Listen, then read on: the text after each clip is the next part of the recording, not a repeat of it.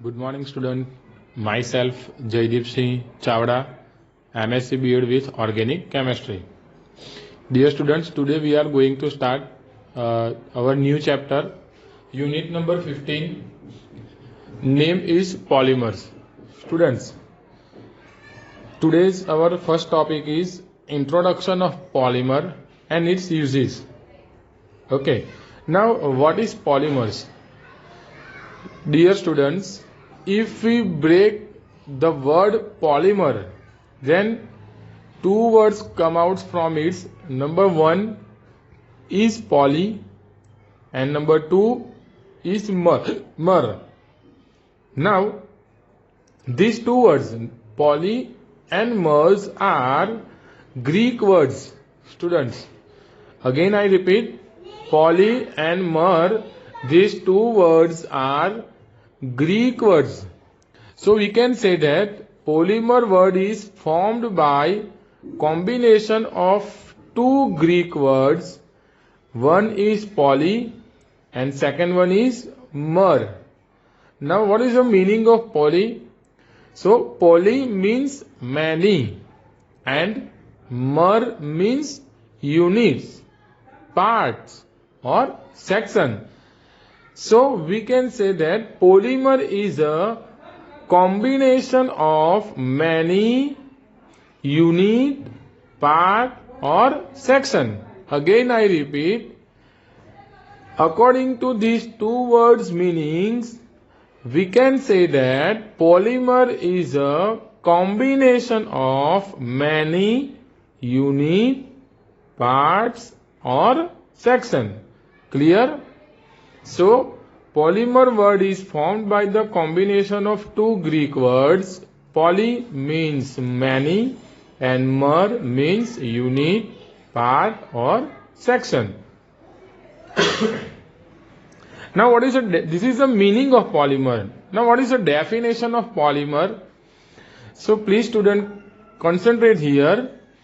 Monomers are joined together with each other in large amount.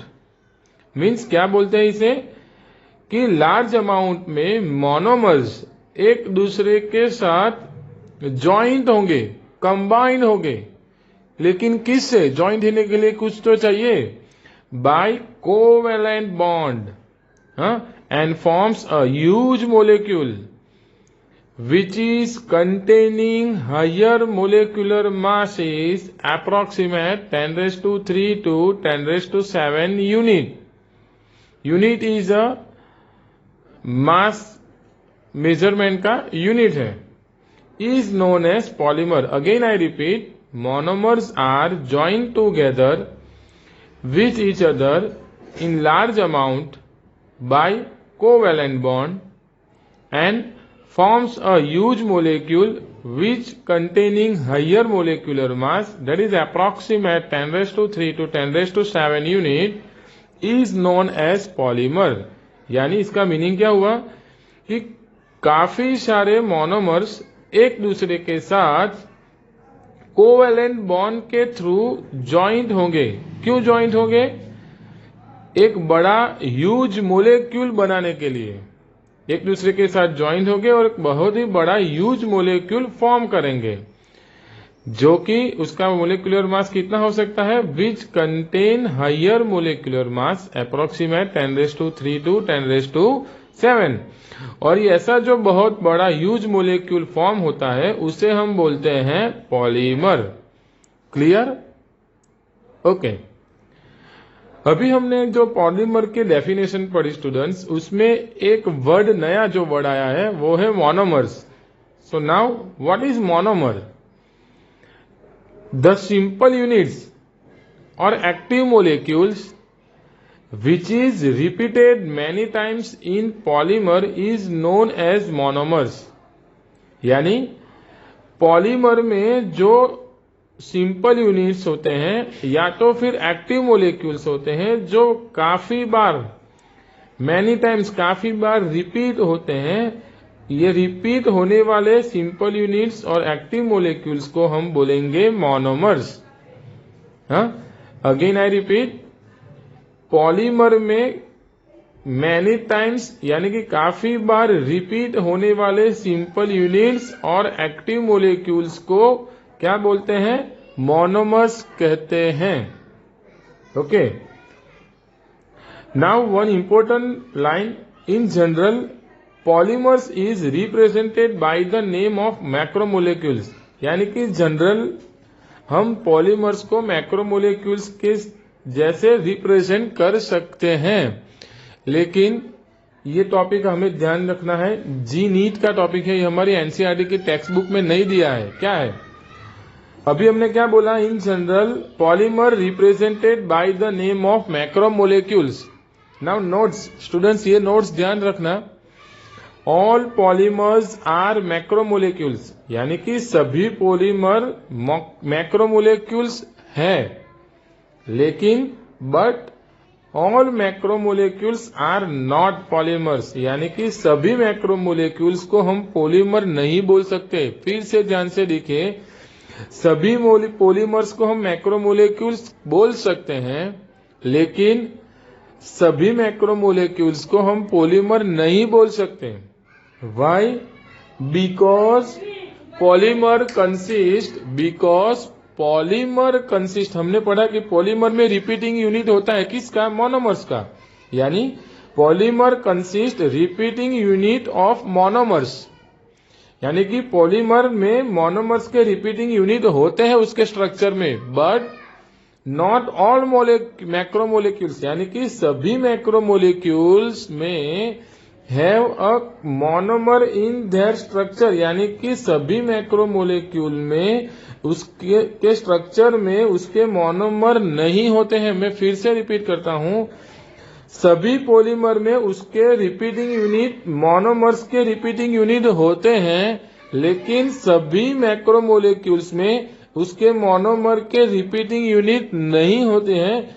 That's why, उसी वजह से all polymers are macromolecules, यानी कि सभी पॉलीमर्स को हम मैक्रोमोलिक्यूल्स बोल सकते हैं, लेकिन सभी मैक्रोमोलिक्यूल्स को हम पॉलीमर नहीं बोल सकते। उसका एक एग्जांपल देख लें, जैसे कि क्लोरोफिल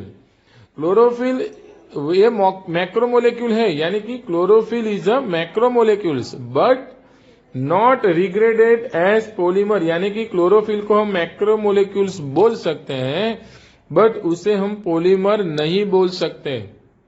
क्लियर? तो फिर से ध्यान से देखिए, हमने क्या पढ़ा? Meaning of polymer, definition of polymer, definition of monomer, and important topic JEE NEET का कि सभी पॉलीमर्स मैक्रोमोलिक्यूल्स होते हैं, लेकिन सभी मैक्रोमोलिक्यूल्स पॉलीमर नहीं हो सकते। उसका एग्जाम्पल हमने क्या पढ़ा? Chlorophyll, right?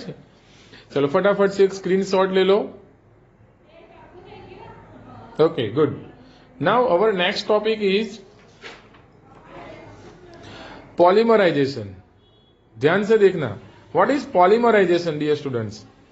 तो हमने अगर हमें एक जनरल लैंग्वेज में बोलना है तो हम बोल सकते हैं the reaction by which monomers are converted into the polymers is called polymerisation, यानी कि जो रिएक्शन से पॉलीमर बनते हैं उसे हम पॉलीमराइजेशन बोल सकते हैं। लेकिन डेफिनेशन क्या है? फिर से देखिए word to word, the process by which the simple molecules यानी कि मोनोमर्स, हम ऐसा भी बोल सकते हैं the process by which the monomers are converted into the polymers is called polymerisation. Again मैं रिपीट करता हूं, पॉलीमराइजेशन हम किसे बोल सकते हैं?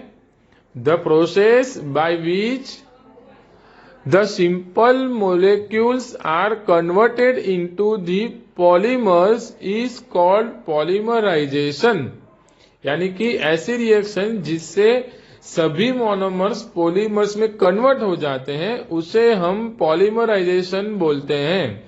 उसके एग्जाम्पल ध्यान से देखिए, अगर हम n नंबर ऑफ इथिन लेते हैं और उसका पॉलीमराइजेशन करता है तो हमें क्या मिलेगा? पॉलीथीन।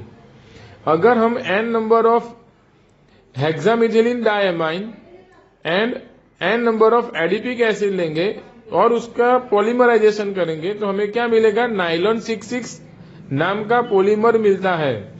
अभी ये जो दो पॉलीमर हमने बनाए उसमें कुछ डिफरेंस है, ध्यान से देखें। पहला पॉलीमर जो कि पॉलीथीन है उसमें हमने एक ही मोनोमर लिया जिसका नाम है इथिन, और उसका रिपीटिंग यूनिट क्या होगा, CH2 बॉन्ड CH2। लेकिन जो दूसरा पॉलीमर हमने लिया नाइलॉन 66, राइट, उसमें हमने दो अलग अलग टाइप के मोनोमर लिए हैं। One is हेक्सामिथिलीन diamine, second one is adipic acid. तो फिर उसका रिपीटिंग यूनिट चेंज हो जाएगा। ये क्या है, हम नेक्स्ट थियरी में इसको पढ़ेंगे। सिर्फ आपकी इंफॉर्मेशन के लिए मैं बता देता हूं, ये जो है ये है एडिशन पॉलीमराइजेशन, और ये वाला जो है ये है कंडेंसेशन पॉलीमराइजेशन। या तो फिर हम बोल सकते हैं ये है होमोपोलीमर और ये है कोपोलीमर। ठीक है, थैंक यू। ओके, हमारा नेक्स्ट टॉपिक है degree of polymerisation. What is degree of polymerisation? Students ध्यान से सुनिए, ये टॉपिक एनसीईआरटी के टेक्स्ट बुक में नहीं है, लेकिन एज पर जेईई नीट ये कंसेप्ट हमें जानना जरूरी है। So let's start. What is degree of polymerisation? So the number of repeating unit in polymer is called degree of polymerization, and degree of polymerization indicated by the symbol N, right? हम जानते हैं students कि polymer जो है वो monomers से बनता है, राइट? यानी कि पॉलीमर में जितने भी मोनोमर है उसका जो नंबर है उसे हम बोलेंगे degree of polymerisation. Again I repeat, the number of repeating unit in polymer is called degree of polymerization and it is indicated by symbol N. Clear? Now based on degree of polymerization value, polymer can be classified into two subdivisions, right? Number one is oligomer and second one is heavy polymer. Again, based on degree of polymerization, polymer can be classified into two types. One is oligomer and second one is heavy polymer. Now what is oligomer? If the value of repeating unit, that is N, right, is less than 25, means if the value of degree of polymerization is less than 25, means N is less than 25, then the polymer is called oligomer. यानी कि जिस polymer में repeating unit N की value 25 से कम होगी उस polymer को हम क्या बोलेंगे, oligomer. Clear? And they are generally in liquid state. जो ऑलिगोमर होते हैं वो जनरली कौन सी स्टेट में होंगे, लिक्विड स्टेट में। And the example of the oligomer is liquid polymers used in Fevicol like adhesive paints are oligomer. यानी कि फेविकॉल में जो एडहेसिव पेंट्स में फेविकॉल जो यूज होता है उसे क्या हम बोलेंगे, oligomer.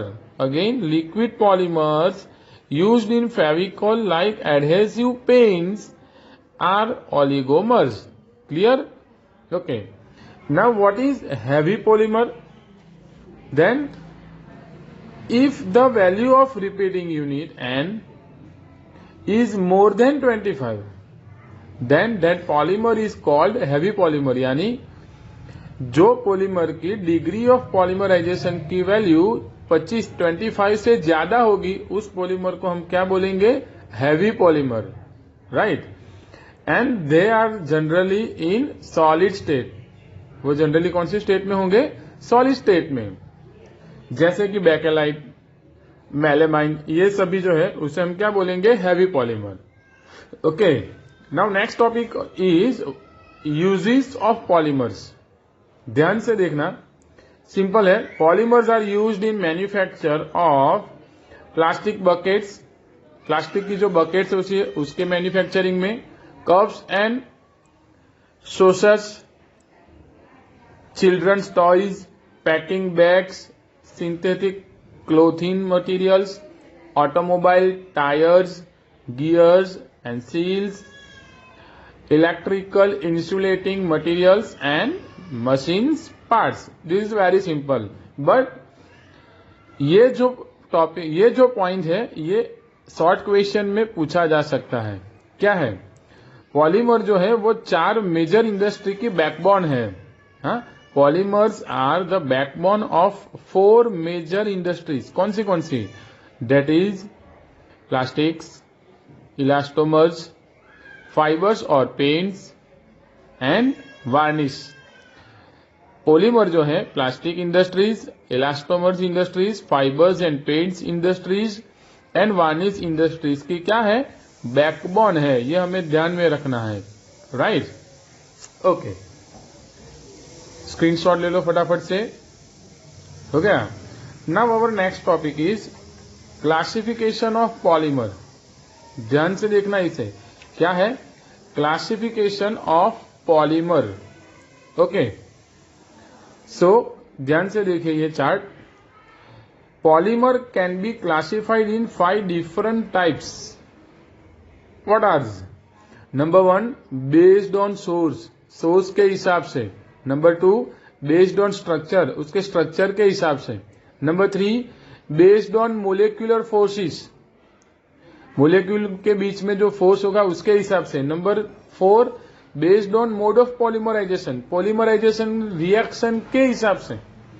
And based on growth of polymerization reaction जो कैसे आगे बढ़ता है उसके हिसाब से पॉलीमर क्लासिफाइड होगा। So number 1 classification based on source, यानी कि सोर्स के हिसाब से पॉलीमर्स 3 डिफरेंट टाइप में क्लासिफाइड होता है। Number 1 is natural polymer, number 2 is semi synthetic polymers and number 3 is synthetic polymers. ये सारे क्लासिफिकेशन हम डिटेल में पढ़ेंगे।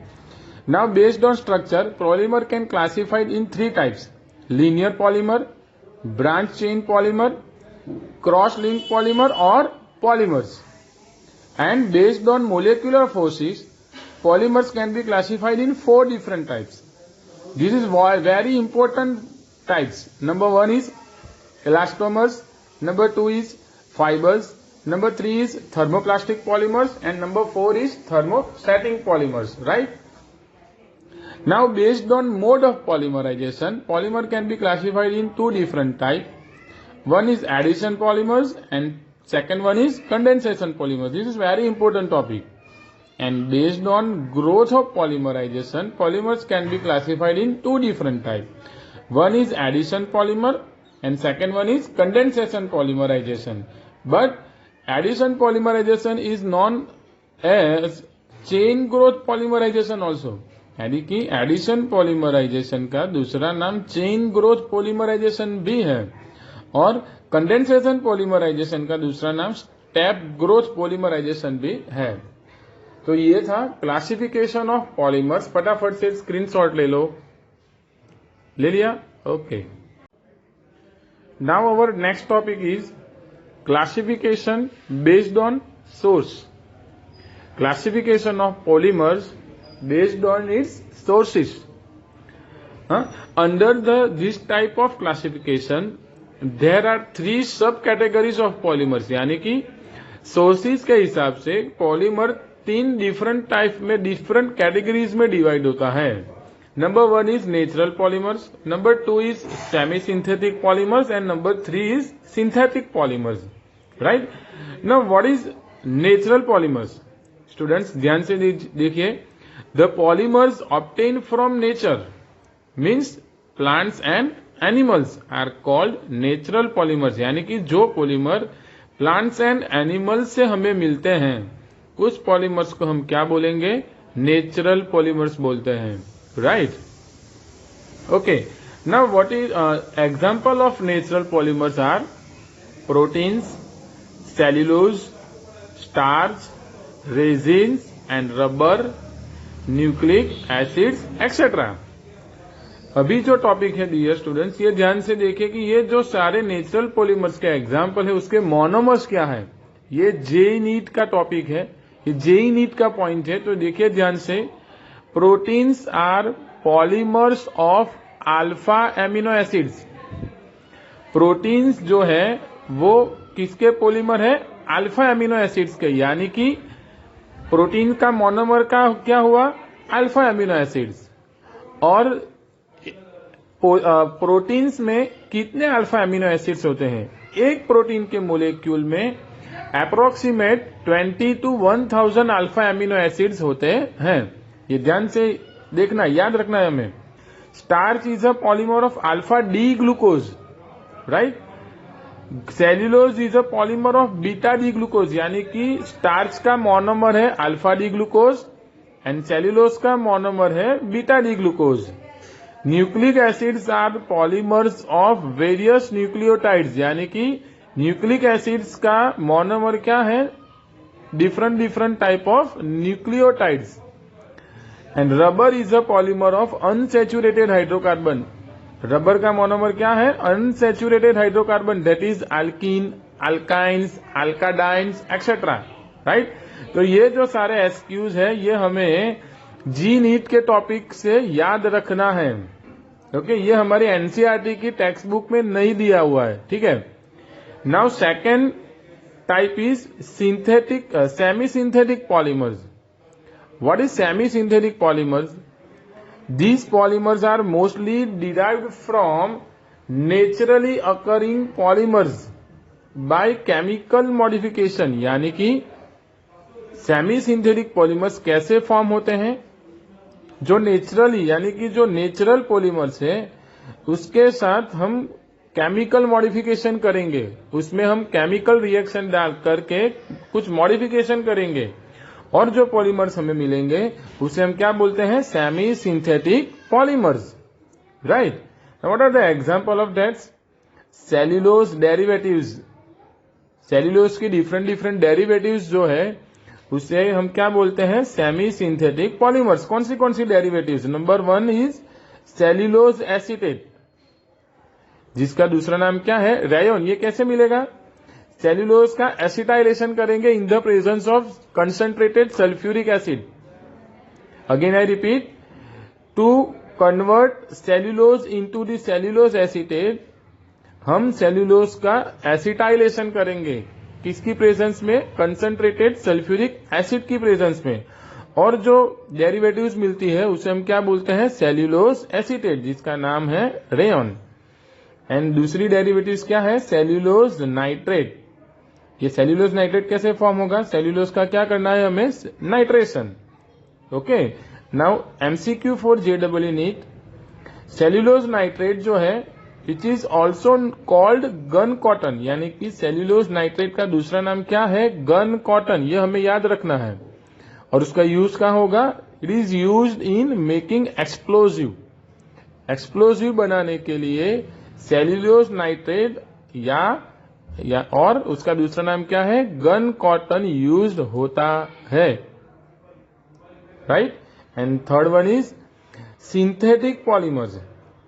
ये देखिए सिंथेटिक पॉलीमर, यानी कि ये लेबोरेटरीज में फॉर्म होगा, इसमें नेचुरल पॉलीमर का कोई यूज नहीं होता है, राइट। क्या है उसकी definition, the polymers which are prepared in laboratories, जो लैब्स में बनाए जाते हैं उस पॉलीमर्स को क्या बोलेंगे, सिंथेटिक पॉलीमर्स। यानी ये सिर्फ मनुष्य हमारे द्वारा बनाए जाते हैं, इसीलिए इसका दूसरा नाम क्या है, man made polymers. Synthetic polymers also called man made polymers. And the examples of a variety of synthetic polymers as plastics, यानी कि पॉलीथीन, प्लास्टिक जैसे कि polythene, synthetic fibers like nylon 66 and synthetic rubbers like Buna S, यानी कि polythene, nylon 66 and बुना S R example of synthetic polymers. Clear? चलो फटाफट से स्क्रीनशॉट ले लो, ले लिया, good. Okay, now next topic is classification of polymers based on its structure. This is very important. इसमें काफी पॉइंट्स जो मैंने एक्स्ट्रा लिखे हैं वो हमें अपनी नेक्स्ट थियरीज में काम आएंगे। पॉलीमर का क्लासिफिकेशन किसके हिसाब से, उसके स्ट्रक्चर के हिसाब से। So based on its structure polymers are classified into 3 different types.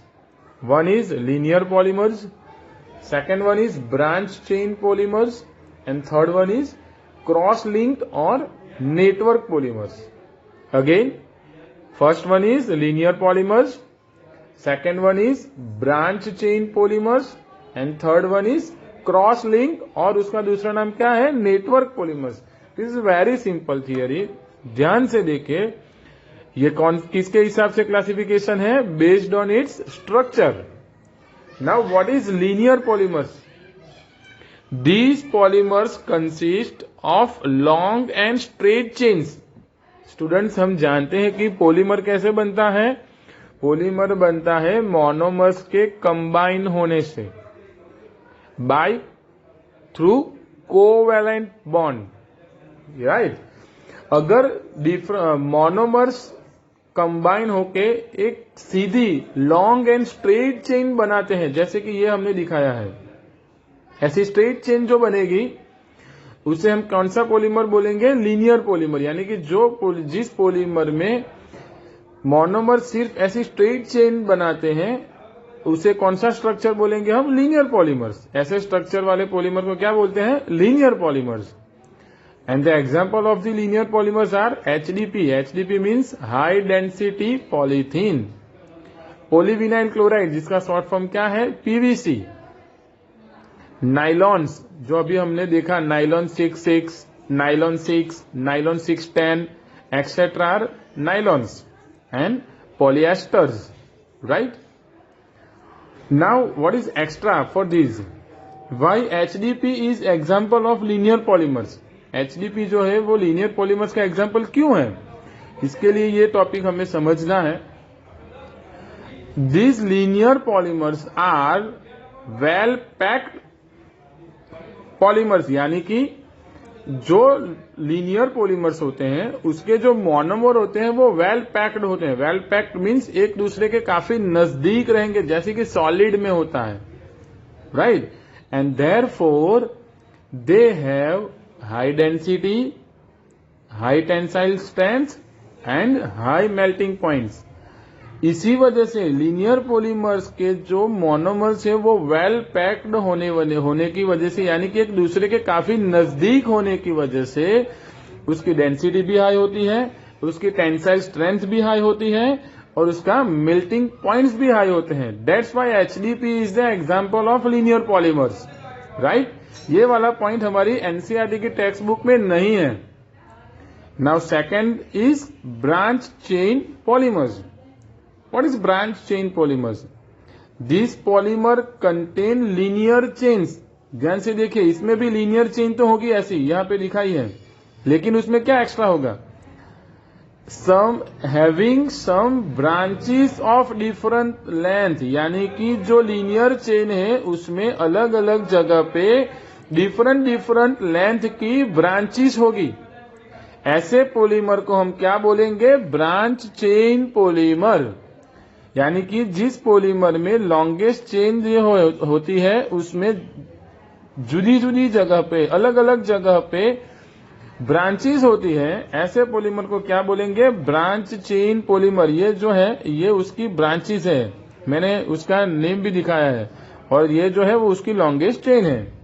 और उसका एग्जाम्पल क्या है, LDP। LDP means low density polythene, glycogen, starch etcetera.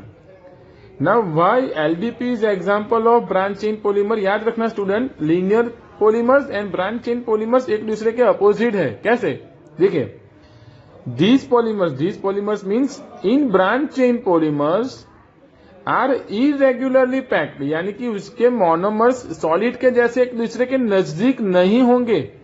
जैसे कि लीनियर पॉलीमर्स में उसके मोनोमर्स कैसे है, वेल पैक्ड है, यहाँ पे इरेगुलरली पैक्ड है, कोई नजदीक होगा कोई दूर होगा ऐसा। And therefore they have low tensile strength, low melting points than linear polymers. यानी कि इसी वजह से लीनियर पॉलीमर्स के कंपैरिजन में ब्रांच चेन पॉलीमर में टेंसाइल स्ट्रेंथ भी कम है, मेल्टिंग पॉइंट भी कम है और उसका डेंसिटी भी कम है। That's why LDP is the example of branch chain polymers, right. Okay, now last one is cross link और नेटवर्क पॉलीमर्स। ये क्या है, ध्यान से देखना। और ब्रांच चेन और क्रॉस लिंक का स्ट्रक्चर में माइनर डिफरेंस है, ध्यान से देखिए, समझाता हूं मैं कैसे। These are usually formed from bifunctional and trifunctional monomers. यानी क्रॉस लिंक पॉलीमर्स कैसे बनेंगे? ऐसे मोनोमर्स में से बनेंगे जो बाई फंक्शनल और ट्राई फंक्शनल कंटेन्स होंगे, यानी कि जिसमें 2 फंक्शनल ग्रुप होंगे या तो फिर 3 फंक्शनल ग्रुप होंगे। बाई फंक्शनल ग्रुप का अगर मैं एग्जांपल दूं तो आप लोग बोल सकते हैं इथेन 1,2 डायोल, उसमें अल्कोहल ग्रुप 2 बार होता है। और ट्राई फंक्शनल ग्रुप का अगर मैं एग्जांपल दूं तो वो होता है प्रोपेन 1,2,3 ट्रायोल, राइट, जिसमें अल्कोहल 3 बार होते हैं। ऐसे monomers and containing strong covalence bond, यानी कि 2 कंडीशन है क्रॉस लिंक पॉलीमर्स के लिए। क्या? उसके मोनोमर्स कैसे होने चाहिए? या तो फिर बाई फंक्शनल ग्रुप कंटेनिंग होने चाहिए या तो फिर try functional group containing monomers होंगे। और उसके मोनोमर्स में क्या होने चाहिए? स्ट्रॉन्ग कोवेलेंस बॉन्ड्स होने चाहिए between various linear polymers chains. ध्यान से देखें, इसका स्ट्रक्चर ये रहा, ये रही उसकी लॉन्गेस्ट चेन, ये लीनियर पॉलीमर चेन इसे बोलते हैं, राइट। और ये है उसकी ब्रांच जो 2 लीनियर चेन के बीच में ये स्ट्रॉन्ग कोवेलेंट बॉन्ड है, राइट। फिर से देखिए, containing strong covalent bonds between various linear polymers chain. ये एक पॉलीमर चेन, ये दूसरी और ये तीसरी, इन दोनों के बीच में जो ये बॉन्ड बना है ये स्ट्रॉन्ग कोवेलेंट बॉन्ड है। और ऐसे स्ट्रक्चर को हम कौन सा पॉलीमर बोलते हैं? क्रॉस लिंक या तो फिर नेटवर्क पॉलीमर्स। यानी हमें इतना तो मालूम पड़ेगा ही, as compare to linear and branch chain polymer, cross link polymers are very strong because they contain strong covalent bond between their various linear polymer chains, right. And examples are bakelite and melamines. Again I repeat, how cross-link or network polymers form? These are usually formed from bifunctional and trifunctional monomers and containing strong covalent bonds between various linear polymer chain. Right? Examples are bakelites and melamines. Clear? चलो फटाफट से screenshot ले लो। ले लिया? Okay.